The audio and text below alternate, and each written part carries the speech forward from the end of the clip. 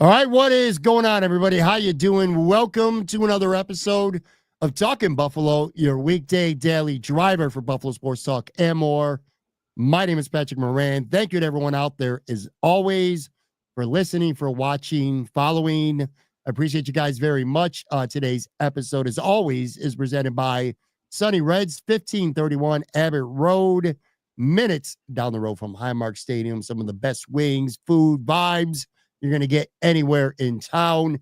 If you're watching this by chance live, we are doing the video side anyway, live here on a Sunday night, literally about 10 minutes or so following the conclusion of the Super Bowl. The Philadelphia Eagles just beat the absolute shit out of the Kansas City Chiefs, 40 to what was it, 40-20.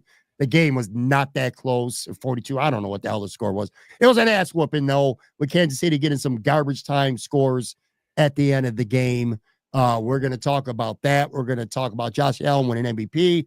We're going to take you down a little bit of a stroll of Buffalo Bills former Super Bowl lane. Lots of stuff coming up. Dick Jauron passing, all kinds of stuff we're going to get to today. As always, I am joined for these Sunday Night Live shows. You couldn't even wait till I finished the intro before you started drinking your beer. You're already drinking the beer already. Joe from Queens is with me live here on the video side. You bore me, man. You bore me with your fucking rundown. That was kind of long-winded. Long. Just get to it, bro. Let's get to it. I bitched at you about being long-winded earlier, and you're the long-winded king. Long-winded king over here complaining to me. Go ahead. Listen, everybody who's listening to this show, whatever you're listening to it, if you boycotted this game because there's different reasons, but if your reason was because you just absolutely hate the Kansas City Chiefs, you're absolutely sick of the Kansas City Chiefs, I hate to tell you this, man, but this was an L for you. If you want to see the Chiefs suffer and take an ass whooping, this was the game to turn on. This game, 2020 against Tampa in the Super Bowl, holy shit, man, was this an ass whooping. Did not expect it to be to that extent. Let me start by asking you a question. We'll kind of relate this to the Buffalo Bills, and I want to urge everyone out there, if you're watching this live, leave a comment. I'll put some up on the screen. We'll get to some at the end of the show as well. Did this game, the way it played out, just again, a dominant Philadelphia victory here in the Super Bowl, did this game take away any of the sting for you of the Buffalo Bills not being in it? Because I feel different right now doing this live with you at around 10:30 than I did at 6:30. But let me start by asking you that. Does this take any of the sting away that the Bills didn't play this game today? Not really, no. I mean, I still was swearing about the Bills today, like, oh, this should be us today. Like, I even asked my wife, like, what would we be doing right now if they were in this game? Like, would we be going to a bar? Would we get a babysitter? Yeah. All that shit. And I'm happy, obviously. I wanted the Chiefs to lose, like, F the three-peat. But it doesn't take away from that. I don't. I have to kind of think on sleep on it, I would say. But as of right now, no, I'm still disappointed about how that ended. It didn't make me feel better. It's weird because in a way, if the Chiefs did win, then I would say, man, like the Bills, like they're just going through a juggernaut, and that's it. It'll probably make me feel a little bit better about it because it would be like, okay, but it kind of in a way made me feel a little worse because where the hell was this game? The Chiefs, this Chiefs team from 2 weeks ago. They got their asses handed to them. And I'm just like, man, like, why couldn't they play like that? And I get it. Like, and we'll talk about it, like the Eagles defense, etc. Like just destroyed them. But like, that was not the same Chiefs team we've seen in the past couple of years. It just wasn't. And I know this year they went 15-2.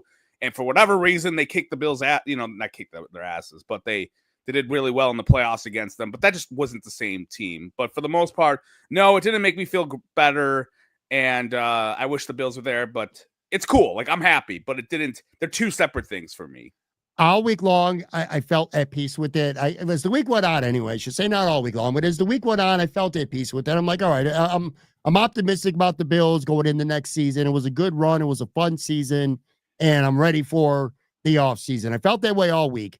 Sunday into this game, I really started to get into distraught. I stayed away from most of the pregame stuff. I started watching it maybe an hour or so beforehand, went on social media, and I started seeing all the stories about the game and all the hype and just the celebration of the Super Bowl itself.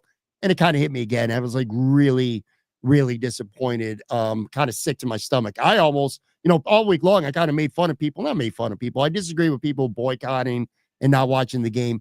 I kind of had a few moments where I didn't want to watch the game myself. I'll say this, though. Now, after the game is over, and maybe if even it would have been a close game, I would have felt the same way. But now I feel better. Like, I'm refreshed. I'm ready to move on now. I'm ready to get into the offseason. All 32 teams now are in offseason mode. I don't know. I think maybe because of the way Philly just smacked the shit out of the Chiefs that it made me feel a little bit better. Before we get into the game itself and the takeaways from the game, I'll ask you one more quick question here. Look, how much closer would the Bills have? Would you have liked the Bills' chances in this football game? Because I don't see them getting blown out like the way the Chiefs did. But, man, this just looked like a Philly team on Sunday night that wasn't going to lose to anybody. I would not have liked this matchup at all. And I said that a couple weeks ago when we were talking about Bills Chiefs. I was like, man, please Washington win that game. I did not like the Eagles matchup. I mean, they're a little bit to me. They're kind of like the Ravens a little bit. And I didn't like how the Ravens, like they're kind of built a little bit like them, like strong running game, got some playmakers on the outside, very good quarterback, great defense, like a little bit of that. And even though the Bills did beat them, I felt that would have been a bad matchup for the most part. But I do think it would have been closer. I mean, it would have been a little bit closer, but I would not have picked the Bills to beat the Eagles. I definitely wouldn't have. Marino's legacy on the live chat said our D-line is ass. Well, that's probably one reason why you would have picked the Bills to beat Philly. Let's get into a couple. And again, we're not going to spend a lot of time breaking this game down. It did involve the Bills, and we're going to spend a lot of today's show talking about various Bills stuff. But this was a Super Bowl we just got done watching. What were some of your quick takeaways, your big takeaways from this football game? I mean, some of them are kind of obvious. Yeah, I mean, the defensive line of the Eagles just crushed the Chiefs. They didn't even blitz at all. I think I saw they did once at the end of the game. Yeah, that's it. I think I was on Blue Sky arguing with my boy Kevin Pritchard. Shout out to him. He's a dick. But I digress. But I joke, my man. But with that being said, the defensive don't worry, line, he's not watching this anyway. I told him to watch it. I told him I gave him a shout out, but it's not. But anyways, the defensive line was it just killed Mahomes, and you have four rushers, 6 sacks. You have 4 rushers going after him.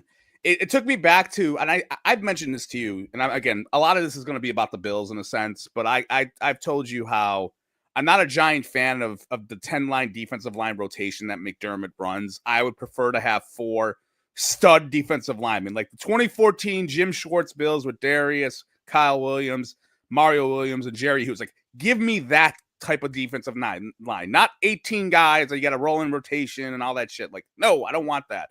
I want 4 guys who can get after the quarterback, and who cares who the 5th and the 6th guy are. That's kind of what I wanted, and that's what it reminded me of watching this game tonight. It looked like that defense just, killing Mahomes all night, and that's a one game. Now, with that being said, it's funny because 2 years ago, when the Eagles and the Chiefs met in the Super Bowl, the Chiefs scored 38 points against the Eagles. The Eagles, I think they had 70 sacks that season. And it didn't matter in the Super Bowl. And now it totally did reverse the fortune, which to me tells me that the Chiefs offense just wasn't the same to me. It just wasn't for what, again. And I think this is an indictment against the Bills a little bit with their defensive line, because it didn't show up, and the Chiefs just carved them up, sadly.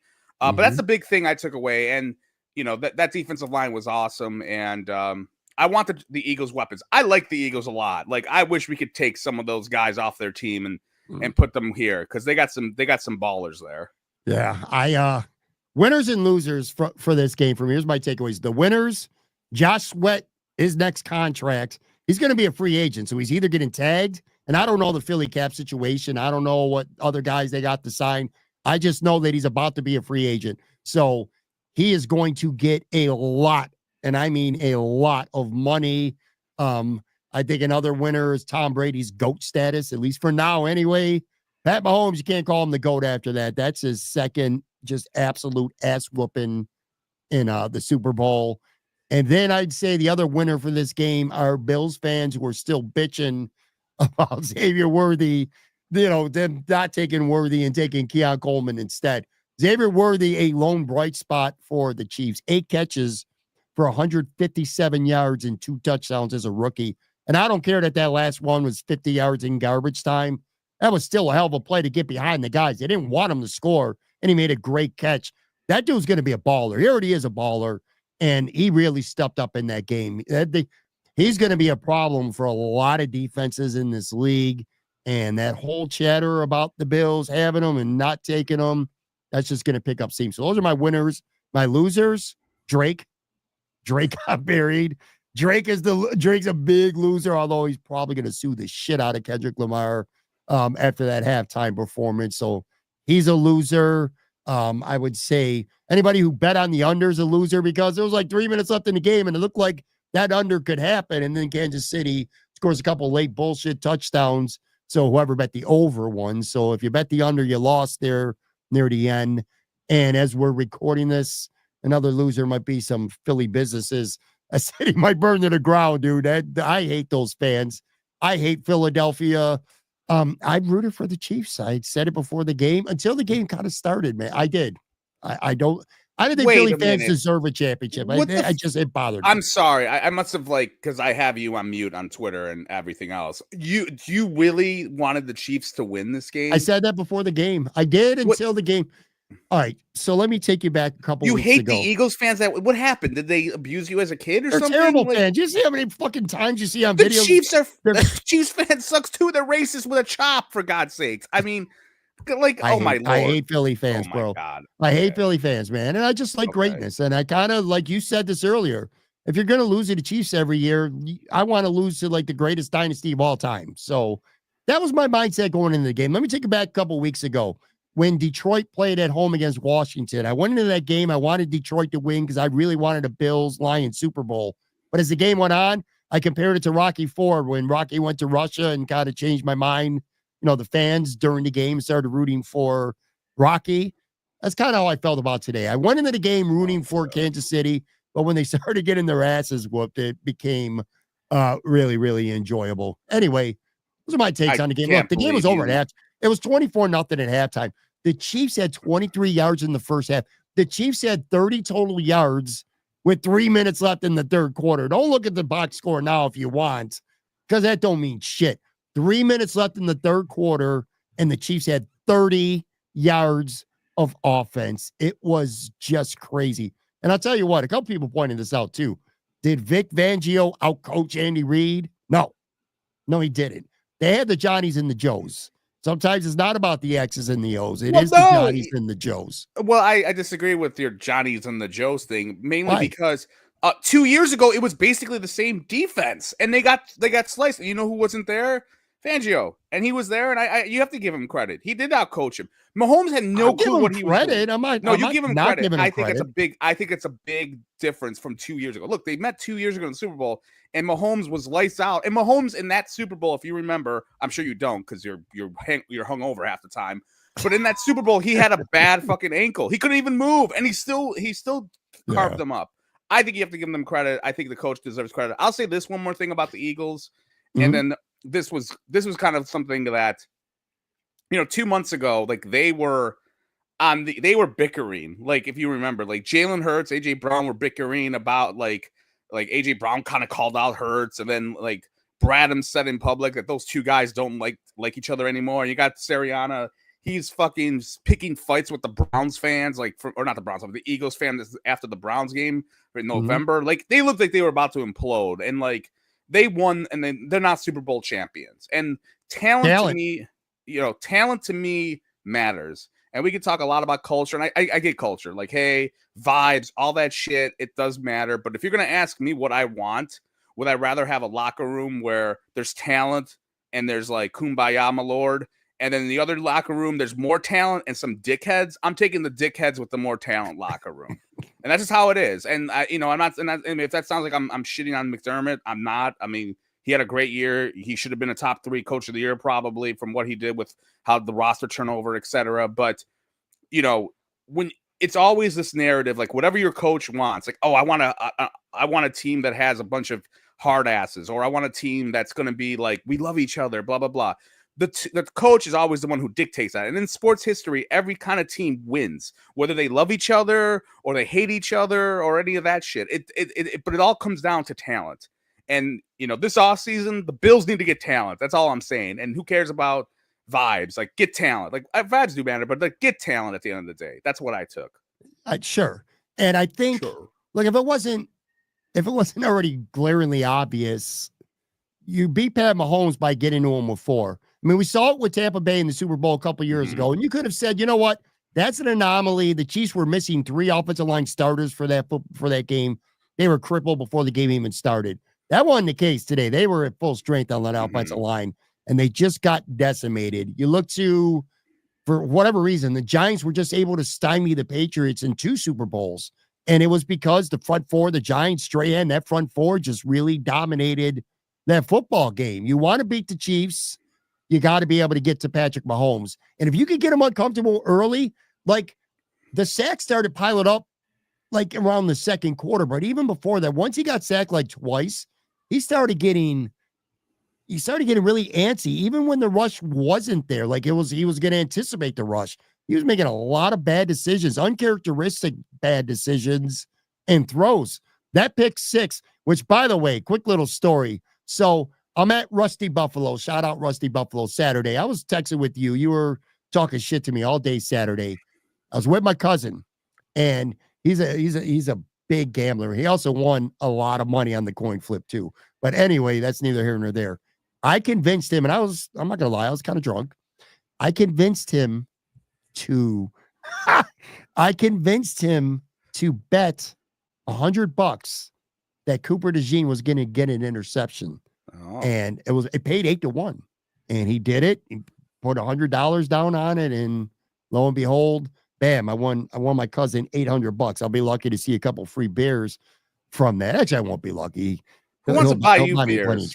He'll buy me plenty of beers. But anyway, won my guy $800 on that. I forgot what my train of thought was because I'm so excited that I won my buddy money. But anyway, yeah, you're right about the talent. The Eagles are just a really talented team. But yeah, that front four, they made life miserable for Mahomes. And once they started doing that, you said this was an indictment on the Chiefs. And I agree with you because they got exposed in this. It took to the Super Bowl and the Bills couldn't do it, but they got exposed. They got lucky a lot this season. Like they could have easily had 4 to 5 losses or more. And I don't count the last loss at the right end of the season because they weren't even trying to win. Sure. But they didn't win impressively. They got lucky a lot. They got a bye. They beat a Houston team in the playoffs that had a good defensive line and pretty much nothing else in that game.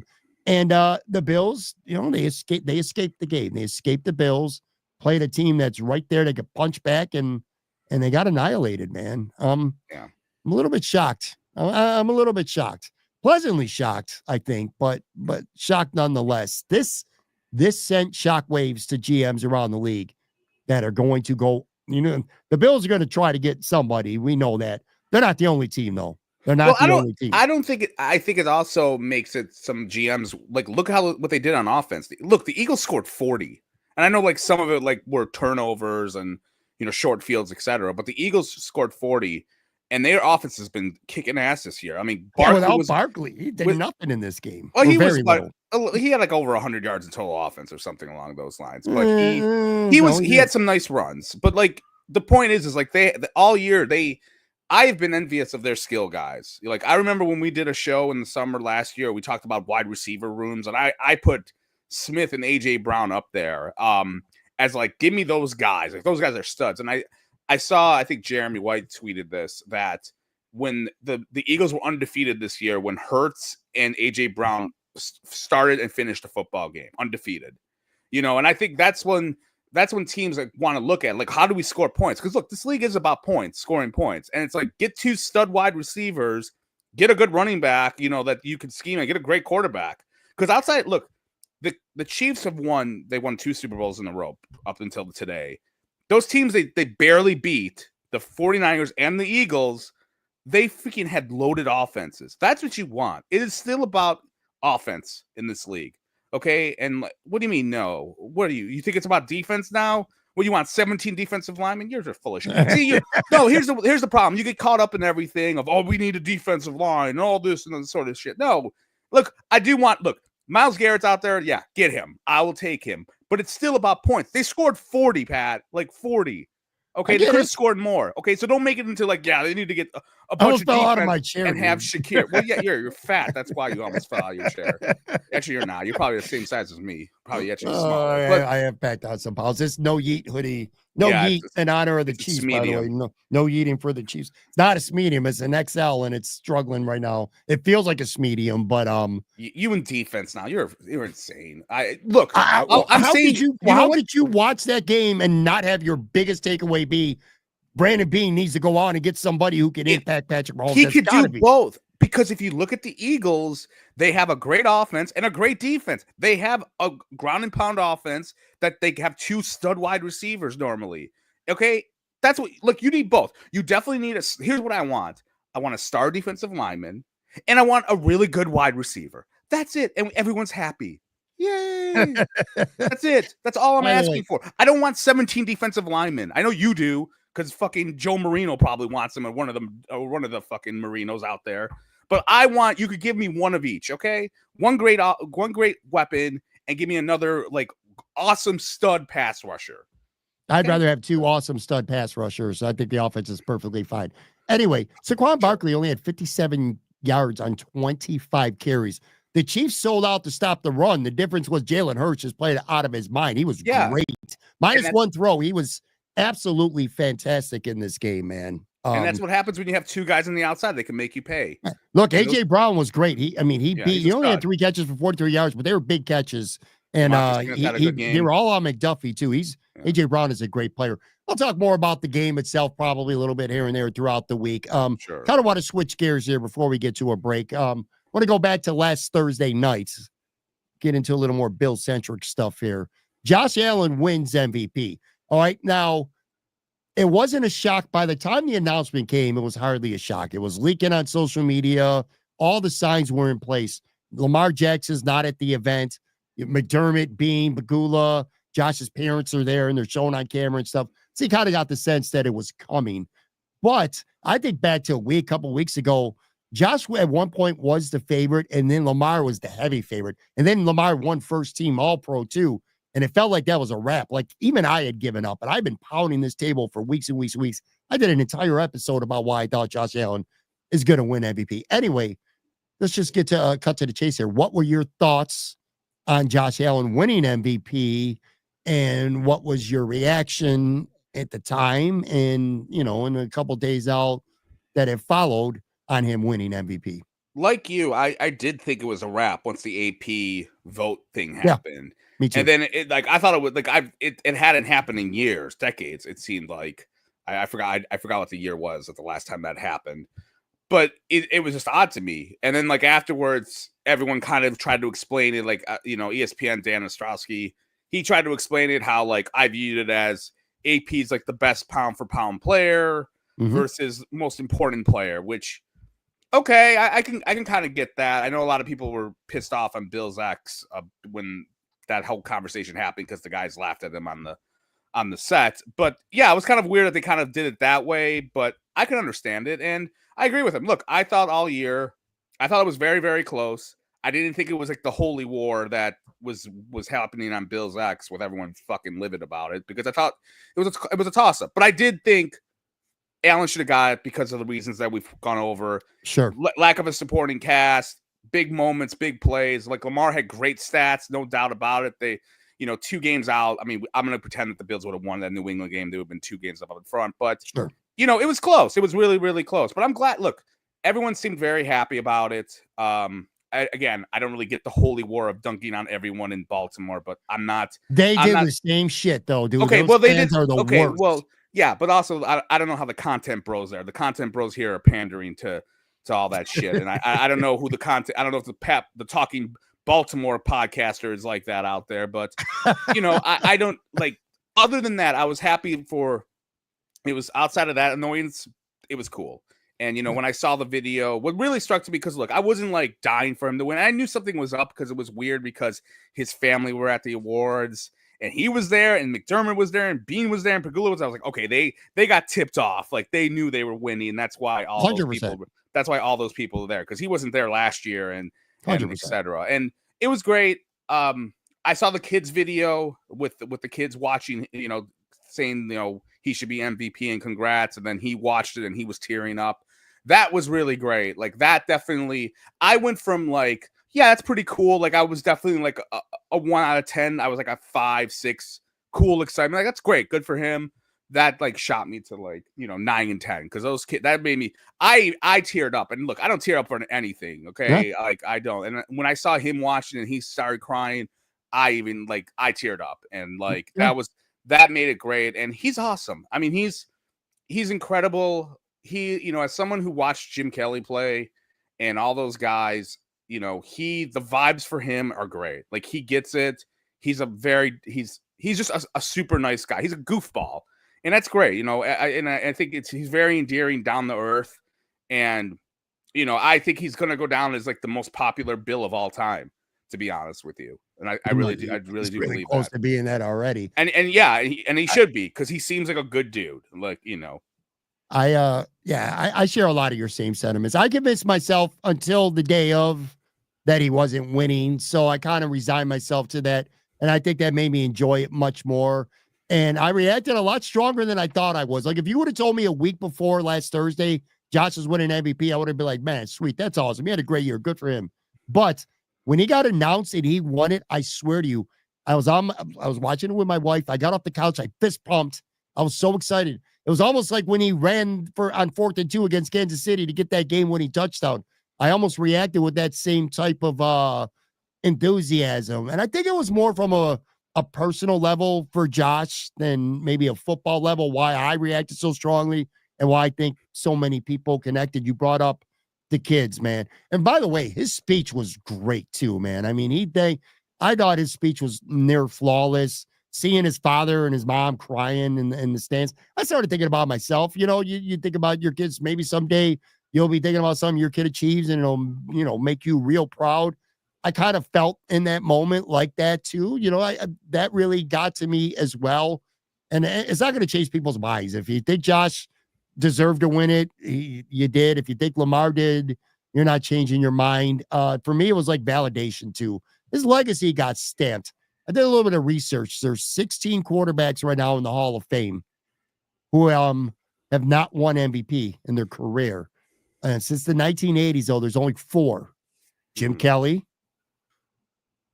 Troy Aikman, Warren Moon, and Dan Fouts. Wow. And Fouts 2 of never those, won. nope. And 2 of those 4, like Aikman won multiple Super Bowls. He won 3. And Jim Kelly got the 4. So the only quarterbacks that are in the Hall of Fame since 1980 to not win MVP or get to a Super Bowl is Warren Moon and Dan Fouts. That's it. That's the list. Mm-hmm. So again, from a legacy standpoint, and some people care and some people don't, I thought it was really cool. I think Josh Allen's already the most popular player this franchise has ever had. That might be a little bit of recency bias, but I don't think a lot. Pretty fair to say. It's tough to it is different eras. Like it's like social media wasn't around in the 90s. I would say it's between him and probably at that point in the 90s, like Jim Kelly, I felt was very popular. I'm not a Jim. I mean, larger than life. He was larger than life. He was larger than life. He was also kind of a dick. Sorry to his fans, but he was. He was at the time. He was at the time, without question. But like he was growing up, he was like the god of like that city, and he was a savior. So, but I think Allen. Yeah, I think Allen though. I mean, he is so popular. Like sure. Everything like.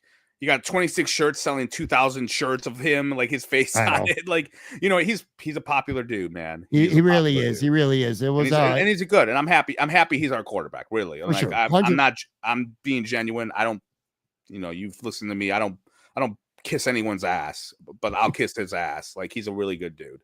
He is good for him too. It was funny. Ralph Wilson Sr. brings it up in the live chat. Josh winning Sportsmanship Award after being called biggest trash talker was hilarious.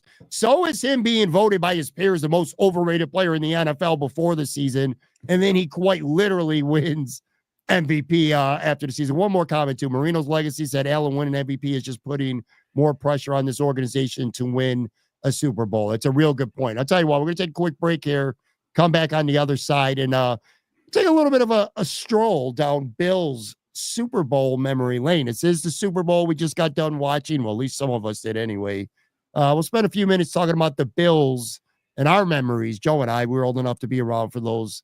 The We're Bills old four people. straight. We are old people. And we'll be right back on the video side in about 5 seconds.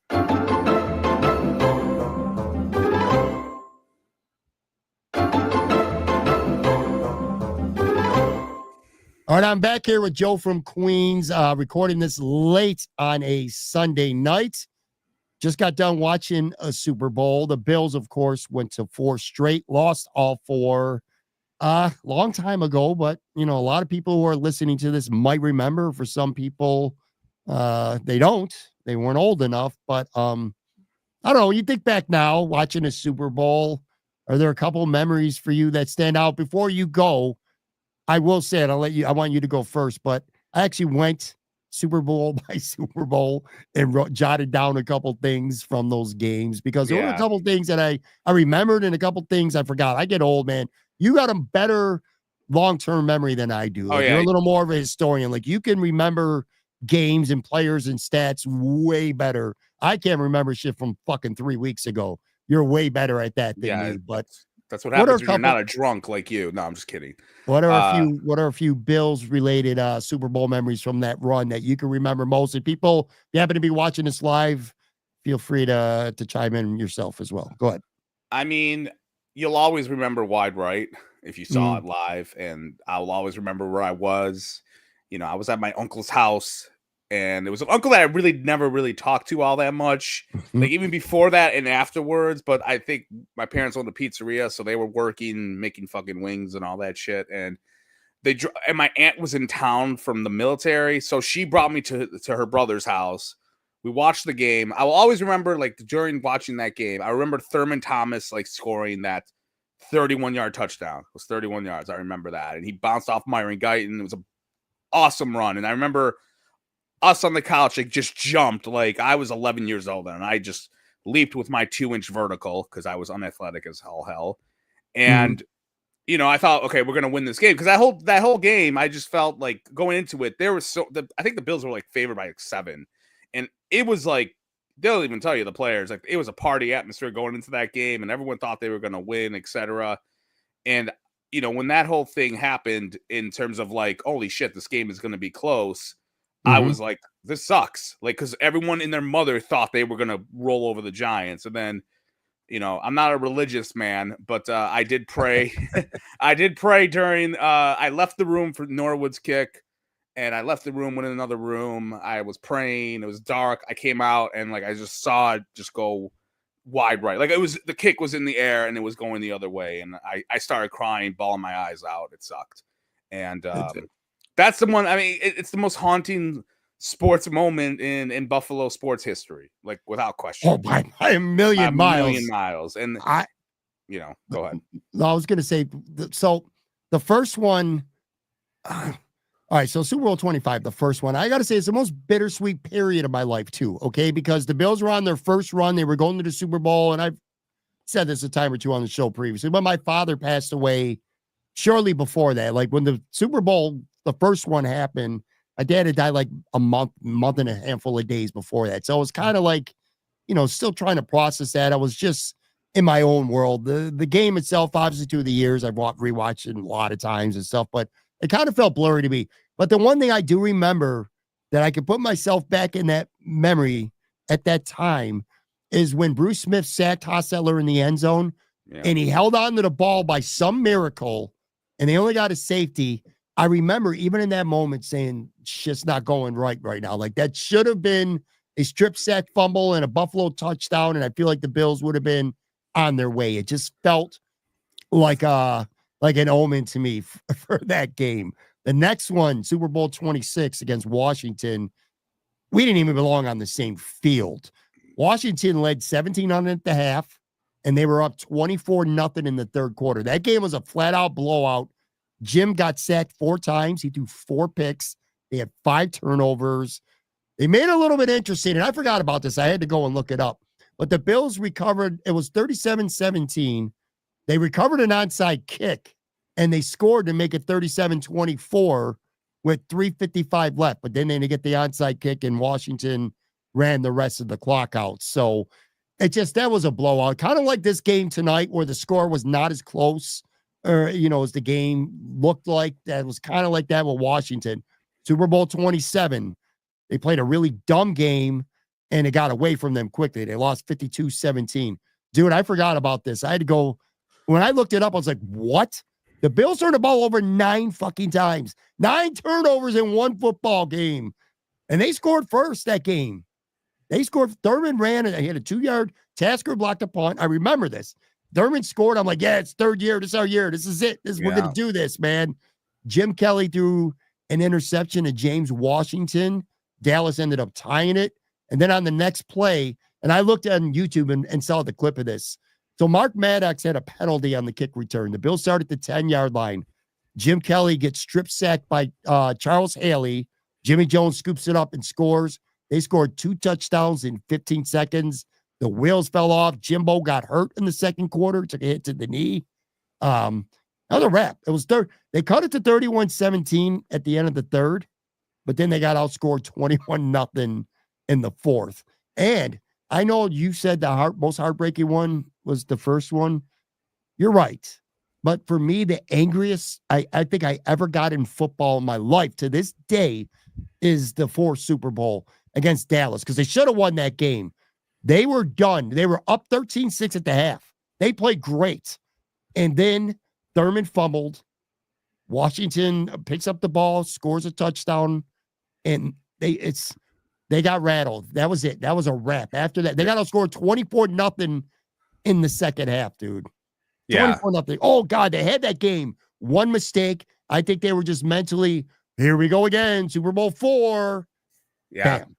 That's when you talk about, like, there's always a debate about momentum and if momentum is real or not. And I think it's real. And if you watch that game and you see after Thurman fumbles it, it is deer in the headlights. Dallas just ran all over, and Buffalo gave up. They played a great first half in that 4th Super Bowl, and then in the second half that happened. Shit was done, and they were out of gas. 26 with Washington. That was the one game going into that game. I had no confidence because Washington that year, I don't know what the fuck they were drinking or what was in the water, but Washington just was a dominant team. I think they were like a top 5 DVOA team of all time or something like that. Aaron Schatz has talked about it, but they were awesome that year, and it shouldn't have even been. Bills. It shouldn't even, like you said, it was they got points on. Only thing I remember in that Super Bowl, obviously Thurman freaking lost his helmet and he was gone for 2 plays. Kelly got concussed for one play. I remember he wrote in his book how he didn't remember the second half of that game, which I was like, oh, that's not good, from because he was concussed.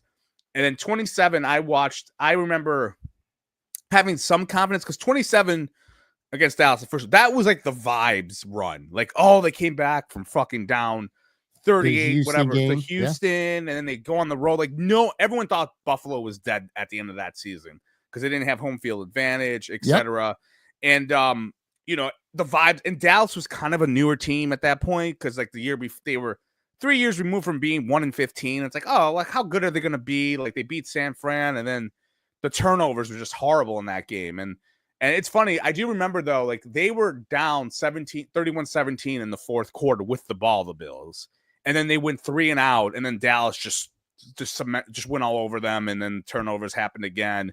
It was one of those weird games when the turnovers and points happened in seconds after each other. It was an epic collapse.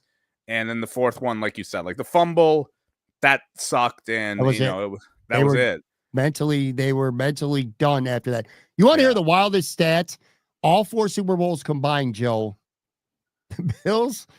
All right, so the first Super Bowl, the Giants game, there were no turnovers for either team. Yeah. All right, the last 3 Super Bowls for the Bills, they got 1 turnover. They got 1 takeaway in each of the other 3 games. Turnovers, they turned it over 5 times against Washington, 9 times against Dallas, and 3 against this Dallas second game. They turned the ball over 17 times in their last 3 games. They were a -14 turnover ratio in their last 3 Super Bowls. I tweeted this out. If social media had been a thing, like people were angry, at bars and, water coolers. Can you imagine if there would have been Facebook and fucking Twitter and Blue Sky and on Instagram and all this shit? Bills Mafia, Buffalo Twitter, Buffalo social media would have came for Marv Levy so hard. 17 turnovers in 3 losses. So I'm going to have a confession, and this is very terrible.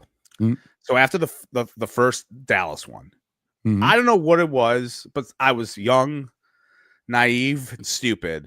I got so pissed off at the Bills that I said, I'm not going to be a fan of theirs, and I became a Cowboys fan. And when I say I became a Cowboys fan, I bought their hats. I had a couple of t-shirts. I went full blown bandwagon. And it lasted until the start of the season, but I just was so pissed off at them, because they lost so horribly.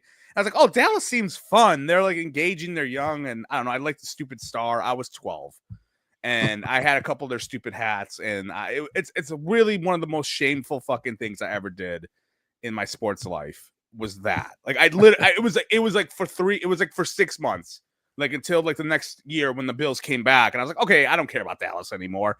And I was done with it. It was a phase. It's like a, kids go through phases back then. We're like, oh, I love rock and roll. I'm going to have I'm going to be a skater. And then next year you're someone who's wearing FUBU. I don't fucking know. That's what the kids were doing back then. That was my bad style then. But let me give you, Joe, and people who are listening to the show, a little bit of we'll call it fun facts / a little bit of trivia. Okay. I had to look this up. I didn't remember all these myself. I had to look these up, but obviously 4 Super Bowls, a big part of the Super Bowl every year, of course, is the national anthem. First Super Bowl against the Giants, everybody knows that. It was obviously Whitney Houston, to this day, the greatest rendition ever of the national anthem. But that's bittersweet, by the way. I hate that. It's great rendition, but it's in that game, and it just makes it's bittersweet. Beautiful, but we then end up lose. I'll never forget. I was fortunate to have an interview once with Daryl Talley, and I asked him what his favorite moment of his career was, and I expected him to say one of maybe several dozen plays that he had been a part of, and he said it was being on the sideline when Whitney did the national anthem. He said it was the best moment of his football career. Thought that was really cool. But anyway, so Whitney did that. The Washington game, and I could not remember this to save my life. It was Harry Connick Jr. sang the national anthem. By the way, he performed a little bit pregame tonight. The first Dallas game in California, that was in Santa Clara. Do you remember who did it? He's probably the biggest star in the world. He's male star in the world, I should say now, anyway. Yeah, he's your boy, Michael Jackson. No. What, for the first one, for halftime, or sing the anthem? No, I said the anthem. Oh, I'm sorry. My bad. Garth Brooks. Yep, it was Garth. It was Garth Brooks did the Dallas game, the first one. Mm-hmm. And then the second one, who was it? Do you know? This one I didn't remember. Yeah, I don't. Can you give me a hint? I don't know how to give you a hint without just saying the answer. The daughter of Unforgettable. Oh God, I don't even know who sang that song. I know that song. Okay, great. All right, that'll go. Okay, it was Natalie Cole saying the anthem. Okay. So you had Whitney, Harry Connick Jr., Garth Brooks, and Natalie Cole did the anthems. In terms of the halftime shows, I forgot about this one. I had to go and look. I could try to stump you, but it's almost kind of a trick question. The first halftime show when they played the Giants in the Super Bowl. Oh, I know. There was none. What? I thought No Kids on the Block performed. Well, they did, but it was on a delay though. Oh, it was on a delay. It was a Disney theme, and they had New Kids on the Block. You are right though. Good on you for that. But they actually did ABC News did a live report during the half because there was the Gulf War going on. Right. They had that. The second one, I forgot about this one as well. The Washington game. God, it was a theme. And by the way, halftime shows nowadays are just so much bigger, obviously, a much bigger production than it was at the time. Well, at least up until the Dallas game. But this one, do you remember it at all? No. The Washington one? No. It was a winter magic theme. It was a celebration of winter and the Olympics. And Gloria Estefan was the one who sang. Shit was whack. Then you had Dallas in the third Super Bowl. That I know. I kind of already said that. Yeah, that was Michael Jackson, which, by the way, that was a year ahead of time. You knew a full year ahead of time that Michael was going to do the halftime show. I'm pretty sure that's what made halftime shows become a big fucking deal. Sure. You know, it's the Michael Jackson one because I remember that. I remember he did like he had a stunt double like came out of the scoreboard. I remember, and then came out of the scoreboard, and then all of a sudden he popped up at the stage in midfield.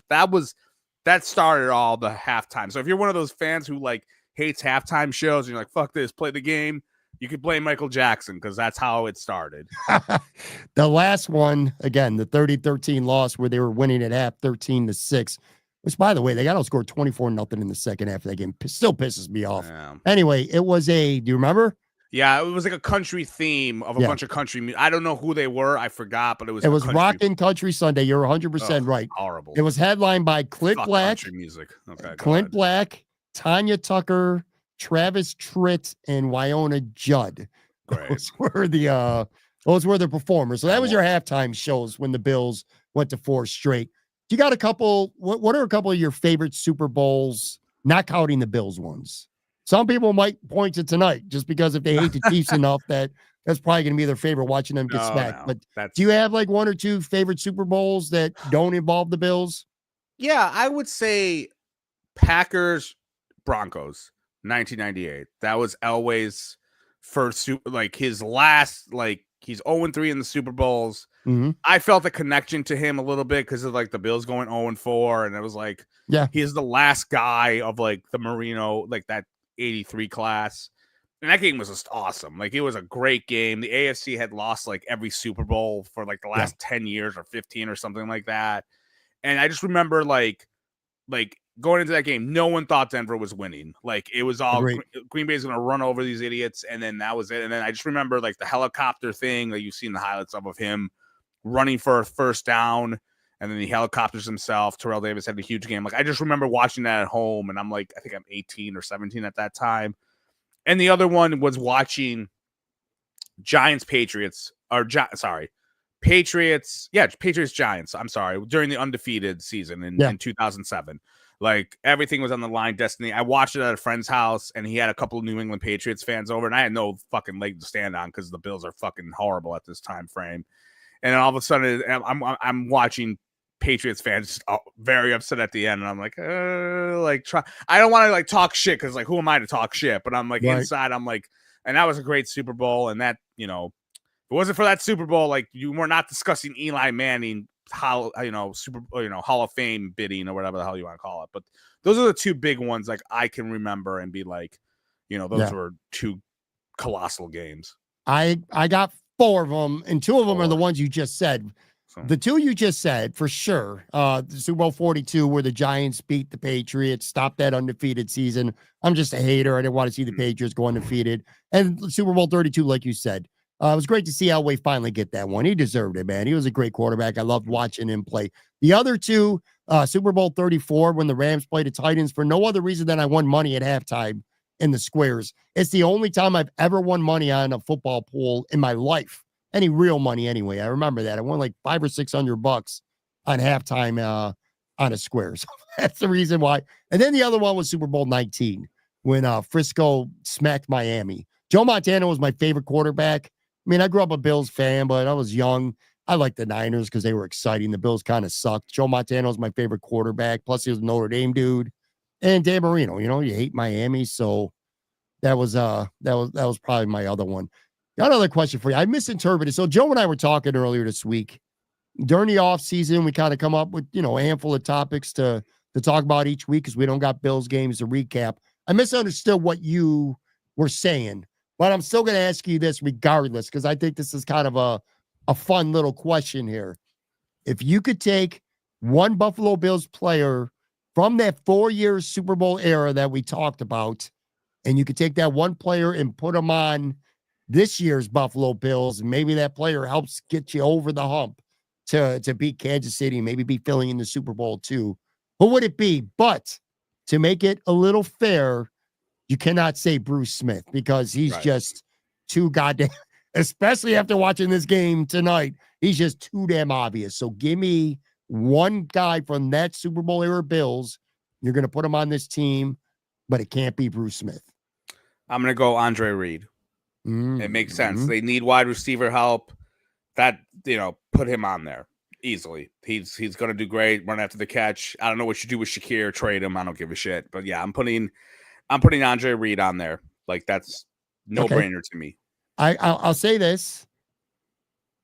We fight so much between receiver and I'm pro defensive line. But ultimately that's where I landed as well. It can't be Jim Kelly because he's not even better than Josh Allen. And no disrespect to Jim, he's a first ballot Hall of Famer. All right.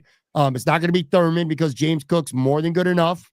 It's not going to be the offensive line. This offensive line for the Bills is very, very good. Safety would be a desirable position, but there was nobody from that era that's head and shoulders above what they have right now. Well, no, Henry Jones was really good. I liked Henry Jones. I thought he was good. Is he good enough to be the one guy, though? Is he good enough to be the one guy? Nah. I think you put him back there. I would put him back there. I consider two other guys. I consider Nate Odoms because Nate Odoms was a great corner. Him and Benford together, that's a great combination right there. And I considered Phil Hansen. He's a more consistent AJ Epinesa. But he had 1 10-sack season and he had 8 sacks 2 different times. Not enough. Andre Reed, difference maker, Hall of Fame wide receiver. You find a way to use him and Shakir together. So if you can't say Bruce, even though Andre Reed's probably he's not the second best player during that era. No Bennett? Probably the player. It's another toughie. That's a tough one. I mean, you got Milano and you got Bernard. How much of an upgrade is it? If the Bills had like a 3-4 defense, I would consider Bennett. Sure. You put him on the outside and like it's kind of like schematics because obviously it doesn't really work. I'll say this. If you could have a choice, would you pick a couple years later? Ted Washington comes in. Ted Washington's Pro Bowler for like almost every year. Would you pick Ted Washington over Andre Reed? Yes. Wow. Yes. And by the way, Ralph Wilson Sr. said James Lofton. Interesting. Yes. Ted Washington, 100%. 100%. He made players around him better. He's not going to get sacks. Awesome. He was awesome. Sure. I will always remember thinking of the Bills defense during the Super Bowl, like the 4 years.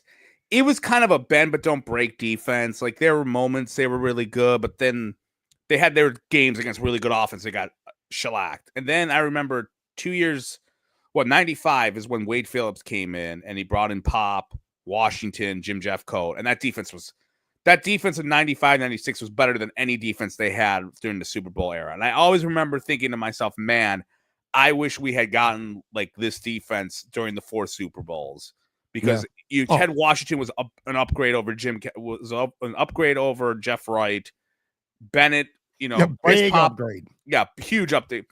Pop, they had Bennett for like 2 years, like 1 year with Pop, I remember, but Pop was definitely better than he got 18 sacks like his first year here. He was awesome. And and they had a really good secondary too with Kurt Schultz and they had Henry Jones, Thomas Smith, and Burris was there too. But yeah, that defense is really good with Wade Phillips and those mid-90s teams were good, but I mean, I would have liked to have taken a defensive player from the Bills, but again, Ted Washington wasn't there, and I just feel like Andre Reed would have been a bigger upgrade over something you have now than the rest of the guys. Someone else I wanted to point out too. I was wrong earlier. I'd say Michael Jackson was Santa Clara. It was actually Ryan Hack points this out. It was in Pasadena. Santa Clara is where the Super Bowl is.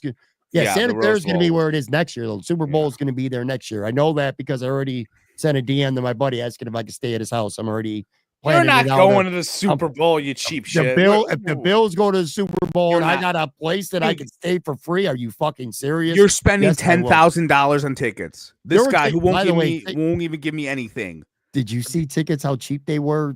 No, what were they this year? I heard got down to like around $2,000 or something like that, closer to game time. You don't got $2,000. Get out of here. Well, I'll put my pennies away for. Oh yeah, okay. We're gonna sell a kidney, fucking kidnap me, so my wife gives you ransom. Get out of here. Go ahead. I want to get to 2 things quickly here, and then we'll finish by getting to a couple of comments as well. Some sad news in the Buffalo Bills community. Former coach Dick Jauron passed away, 74 years old. Look.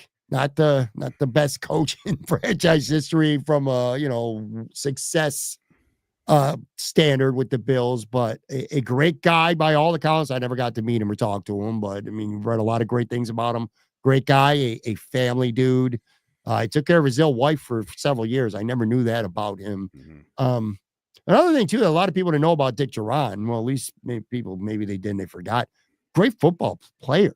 I'm saying, I mean, he had an 8-year career, man. He had 25 interceptions, made the Pro Bowl once. He was a good player. Again, he coached the Bills for 3.5 years, from 2006 to 2009. They were not good. He was the epitome of 7-9. He literally went 7-9, 3 straight years, and then he started 3-6, and he got canned during the 2009 season.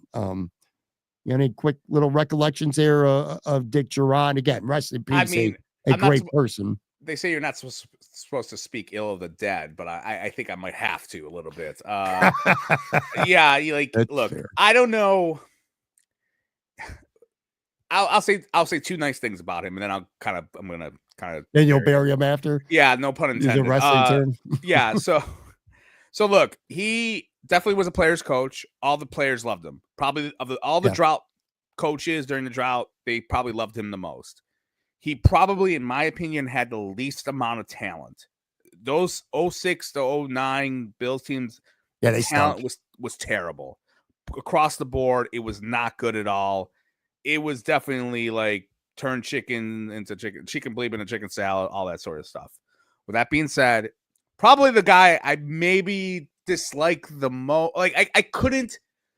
I don't know. Maybe Rex, I would say I dislike more, maybe, or probably Rex a little bit more at the end because Rex had talent. But there was not a coach during the draft that I was like, when is this guy going to get fired? And I'll always just remember like 3 or 4. You can make a one day on the podcast in the offseason. We should like pick our top 10 drought games of all time, like in the offseason. If there's nothing going on, I would say like the worst drought games. He had like 5. Like he had the Dallas game, he had the McKelvin fumble game. He had the one Jets game I remember here where JP Lossman fumbled the football. He was trying to run the clock out. Like it was so many horrible, horrible moments for this guy. And I just remember like in 08, they started off 5-1. They extend him. They don't announce the extension, which was weird. Like it got reported or whatever. And it was like, all right, like he got extended. Oh, yeah. He got extended, and we're like, fine. Then they collapsed, and it's like, this guy has to get fired. And then I remember just thinking to myself, shit, Ralph Wilson's a cheap person. He doesn't want to fire him because he's going to pay for him, to sit on his ass. And then he brings him back. And I'll always remember this. I'm visited home in Christmas, right? And it's like the day after I remember because I went to this game. I went to Patriots Bills, the finale in Buffalo. It was the windstorm when the stupid goalposts were like moving. And I went to that game. I was like, this is horrible. Why the fuck am I here? The next day, it's all like, okay, is he getting fired? What's going on? Is he getting fired? And I remember I'm listening to GR. I'm like driving around because my mom didn't have this is like before internet radio. This is 2009. Any of that shit. So I'm driving my mom's car around because I'm visiting. I'm like, fuck this. I gotta listen to GR. I'll go to Wegmans. I had to go to Wegmans. I'm like, I'm gonna stop in the parking lot and just sit there. And all of a sudden, the Bills, like around 5:00, release a statement and go, Dick Jauron's coming back. And I remember just like, damn it. I just pounded the table for the sound effect. I was like, mother effer. And I was like, I remember Shope and Bulldog were just like incensed. And I'm like, this guy's coming back again. And then he got fired after the Titans game when Bud Adams flipped the bird. But it was definitely horrible memories, man. Horrible memories. From a football perspective, sure. And I'm sure you agree. He's a great man from what we've heard. And we obviously don't know him. So. I heard he really loved Dante Whitner. That was his idol. Yeah. Just throwing some Dante Whitner shade. You left me momentarily speechless there. Look, with respect to him again as a person, football-wise, like 2008, 2009 was kind of the infancy of Twitter. At least it was for me. It's when I first got on. And Dick Jauron was like this unemotional, like almost zombie. It was like a corpse, which he just never, there was no fire in his belly ever. He just wasn't that kind of coach. And it just, losing and being 7-9 every year and just sucking, Bills fans wanted him gone. And that's one of my first memories of Twitter was actually just seeing so many people calling for his job, calling for his head. But anyway, very sad news, of course. And if you remember this, in 2009, and then Tim Graham actually brought this up on Blue Sky, they fired him midway through the season, but they also took him out of the yearbook photo. Like they do like the class, not yearbook photo, the The team photo. They Mhm. took him out. They photoshopped him. It was like the worst Photoshop ever. Shit. I And remember like that. Jarius Bird's arm, like they photoshopped Jarius Bird in there, and his Yes. arm was like Oh. gigantic. And it was you could. And here's the funny thing: I if you follow me on Blue Sky Buffalo Wins, I tweeted it out last night, and like it's still if you Google team photos, the website bills.com has like a gallery, and it's the altered one where they altered him, and the arm looks hard. It looks like Hulk Hogan's arm on Jarius Bird. It's hilarious, but I completely and utterly forgot about that, man. Holy shit. yeah, I gotta try to 2009 was a magical year. Like if you remember, like they fired they fired Turk Schoner in the preseason, and like they like brought in Alex Van Pelt to do the he was a strength and conditioning coach, and that 2009 was a disaster. T.O. was there. T.O. was supposed to help them, and it was a disaster. But yeah, it was fun times. yeah, man. I remember I was trying to find it. I can't find it now. Yeah, No, if you go to not in real time. yeah, sadly. Oh, whatever. I'll get it up there for next week. But yeah, I actually remember that photo. It's crazy. Yeah, it was his up. arm was just gigantic, and I was like, "What is this?" And they photoshopped him out of it with a giant arm. That I don't know, Hulk Hogan size.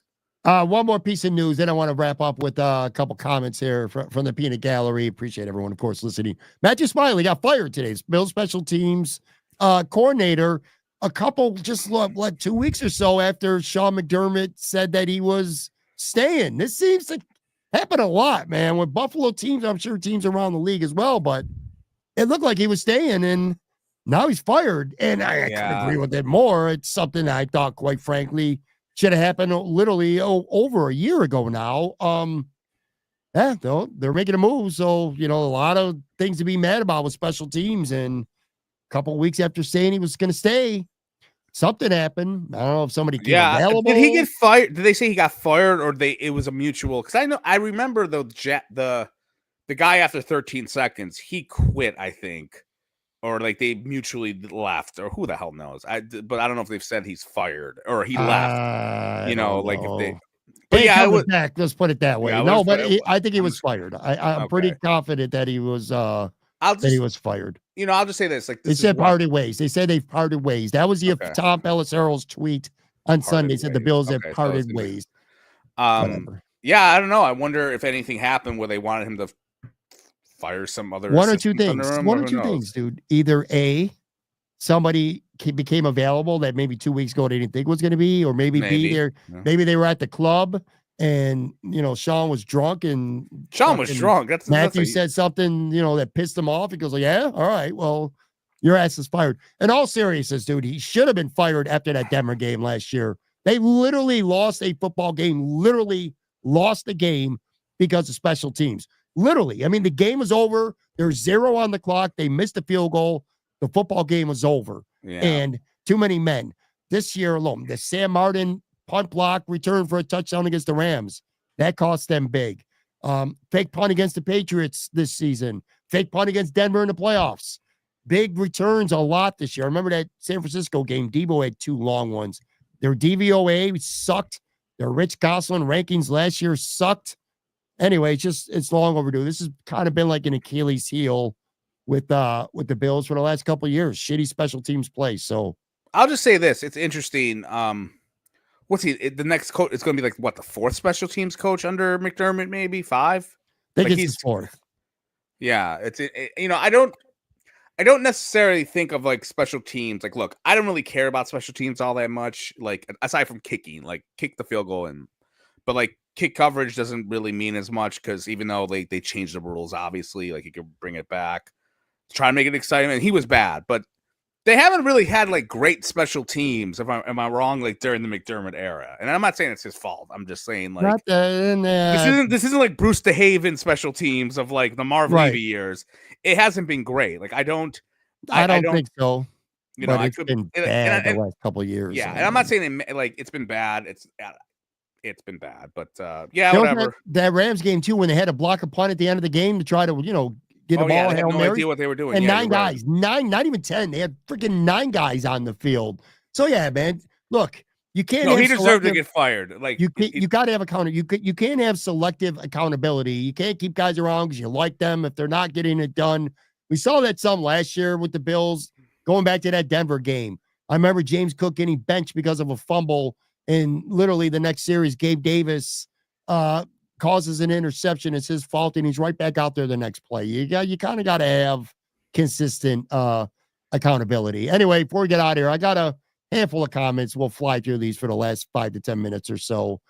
People who've been watching on the video side live, couple questions or comments. Alex Barber said, Bill's problem all year was a lack of a pass rush.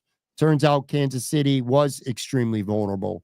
Yeah. I mean, yeah, we talked about that some earlier. That's what it's all about. Mahomes has been at his worst when he's uncomfortable. I mean, the Bills have had some success in the regular season, in part because they've made life uncomfortable. Not to the extent we saw tonight, but that you got to do that with Ford too. I think that's why they beat them this regular season. Like they had pressure on Mahomes. And I remember after that game, I felt like the defensive line played a really good game, and they just definitely didn't do it in the playoffs. But yeah, they need help there. Dave said that pass rush problem's been going on for years and years. Sure. Mazvid says Mahomes averaged 1.8 seconds to pass against us 2 weeks ago. There's no pass rush getting to him in 1.8 seconds. Our problem was coverage. Got to make him hold the ball long enough to get their guys. Look, that's a very fair point. It does go hand in hand. If you go back to the AFC Championship game, I remember we talked about this. The Bills' pass rush in part was non-existent because Mahomes, to Maz's point, was literally getting the ball out in 2 minutes. The Bills were trying to play a lot of man coverage. They weren't good enough to play that. They didn't have the right personnel. The DBs, especially once Ben Benford went out of the game, it was mismatched city. And Mahomes, yeah, dude, he wasn't getting pressure because people were wide open in 2 seconds. That wasn't the case in this Philly game, and they were getting home. He was holding onto the ball a while in that Philly game. Like, he was running for his life. So because part they were playing zone, they were confusing him with some looks, and they were dropping 7. Again, the Eagles blitzed one time this whole game, and it was in the last 4 minutes of the game, man. It kind of goes hand in hand. But to his point, coverage matters too. It's not, you could have a ferocious front four, but if you got ass cheeks at corner and safety, you're gonna have some issues. Mark said the Eagles are loaded with talent, the Bills are not. That's a big thing. I mean, look, they got it. I already had it in my head. If the Bills had beat the Chiefs, what was going to be my preview of the game coming up? And I would have said the Eagles are all across the board. They're better than the Bills, except that quarterback. And Josh Allen has to play hero ball to win this game. That's what I would have said if the Bills and the Eagles met in the Super Bowl. I would have said Allen would have to play out of his mind for them to win. You know what? It's not inaccurate. It's not. It's correct. There's a lot of positions that are close, though, I would say. There are some positions that are close. The Bills are really good when healthy at linebacker. Sure. Maybe tight end, very close. Benford when great healthy. Tight end situation they had this year. They made a song, or they picked a song to play. Anyway, go ahead. It would be close, but you're not wrong. I mean, the Bills had, quarterback for sure. But after that, you can make a case, but it doesn't. It's not like a reason in some positions, anyways. Like the Bills' offensive line. Like, look, Philly's offensive line is amazing, but so is the Bills. You know what I'm saying? It's like the Bills were good enough to win across the board. I feel like the Bills could have been competitive with them. Would they have been? Who knows? Michael Partham, our guy from over at Trainwreck. No 3-eat. No 3-eat. I get that. No eating. Good job. If you're not a wrestling fan, you're definitely not going to get Marino's legacy. Bean should be embarrassed. Yes, he should never show up in this town again. Embarrassed.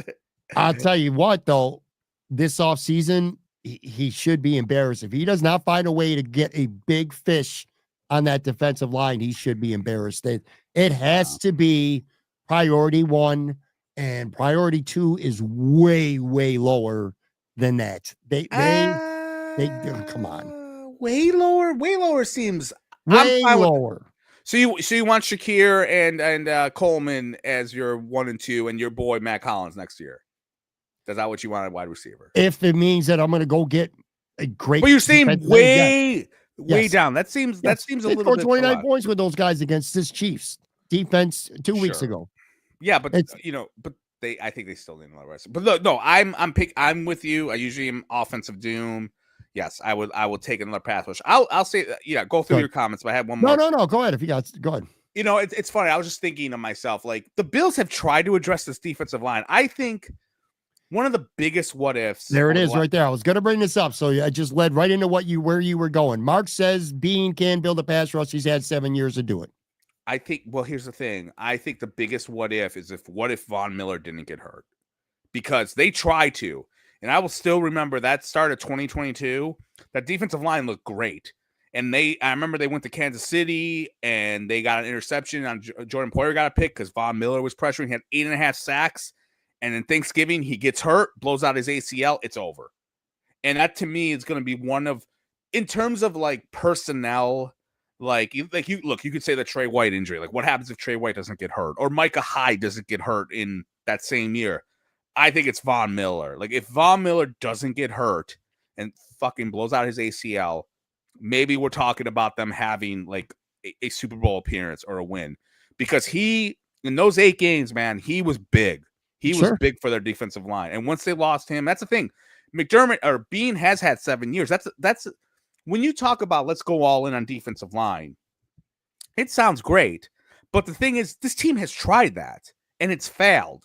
They tried it with 4 defensive linemen with their first picks in the draft in 2019, 2021. They went Al Oliver, they went AJ Epinesa, Rousseau, Boogie Basham. It didn't work. Like, they have tried. It's not like they've ignored. It's not like wide receiver, where, in my opinion, they've kind of have ignored it. They have tried to address the defensive line. This past year, they couldn't because of salary cap, blah, blah, blah. But I think they will definitely address it because that's always been their bread and butter. But when they addressed it, it didn't work. It hasn't worked. So that's why I'm like, you can't get away from it, though, because it doesn't work. It's like quarterback. You got to keep going until you get the right one. Yeah, but quarterback's more important than the defensive line, though. It is, but defensive edge, I think, has probably become number 2 now. It's the second most important position on the team, having a great edge rusher. Sure. I mean, yeah, I would still love to have like that great edge rusher and give me a good wide receiver. I don't care who. Devontae Adams is on the trade block allegedly. I'll take him. Like, give up a 4th rounder or something for him. I'll take that. Yeah, but if you go get Devontae Adams, you're not gonna have the money to go get Myles Garrett or Max Crosby. And there's no universe where a wide receiver is more important than the edge guy. There's just none. Sure, not on this team. That's out there right now. I agree. Like, would I rather have Myles Garrett over T. Higgins? Yes, I would rather have that over T. Higgins. Sure, like, T. Higgins is like the stud. But if Myles Garrett and Crosby are out, I don't know what's out there. I haven't Googled pass rushing specialists available. Then it's like, okay, well, go to T. Higgins then, because if you can't get those two rushers, then get another wide receiver. Most of them are allegedly going to be available, or at least some of them anyway, during trade. Well, who we just saw tonight, Josh Sweat just vaulted to the top of the pass rushing potential free agents out there. But anyway, quickly to your point, yes, they have tried and they have failed. They've gotten guys who have been really streaky at times. Ed Oliver's been really good, and then he disappears. He sucked last year in the playoffs. This year he was great. This year, Greg Rizzo, great in the regular season. He face planted against the Chiefs. You need that stud. And to your point about Von Miller, you are right, and it sucks that he got hurt. And if he didn't, we might be having a different conversation. However, I'll push back on this a little bit, because with Brandon Beane, you knew going into the last offseason, he was washed last year, and you worked out a pay cut to keep him, this and that. Maybe you could have shot higher than counting on Von Miller to come back and be a guy who's going to get you 10 to 12 sacks, because he didn't do that this year. It didn't work. A lot of things that Brandon Beane has done hasn't worked. Let's get to a couple other things here before we get out of here. Hammer 3705, Philly fans are trash. You're right. They are trash. My ex-roommate was an Eagles fan. Well, he might not be trash, but by and large, he was a drunk. Fans are he was trash. Fun. He was fun. He had his own weed. Known it was for great. that. Every week you see these videos. They harass fucking women, knock a hat off her head. They just verbally are abusive. They boo their own players. They boo Santa Claus. Come on, Philly fans are the freaking worst. Okay, they are pretty bad. There's no doubt about it. Tyler said, I don't know if you were paying attention to this. Any good commercials? There was one that stood out to me. That was it. You know, the thing about what sucks about the commercials now is that because, like you and I, we look at our phones like Blue Sky or Twitter, I'm hardly watching the commercials because I'm looking at what people are saying on Twitter instead of looking at the commercials. I'll say this real quick. Mm-hmm. The one commercial I will always remember from the Super Bowl era and the Bills was Crystal Pepsi. Do you remember Crystal Pepsi? Crystal Pepsi, no. Well, yeah. I do remember. It was like the clear Pepsi, and they came out. They had a giant commercial for it with Van Halen singing the theme song during Super Bowl 27, and that Pepsi sucked. Anyways, go ahead. Good story for you. The only commercial that I really enjoyed, and just because it brought back some nostalgic for me, was Meg Ryan and Billy Crystal in the diner when she was having her fake orgasm again. What was this one? Because of mayonnaise. This was over mayonnaise.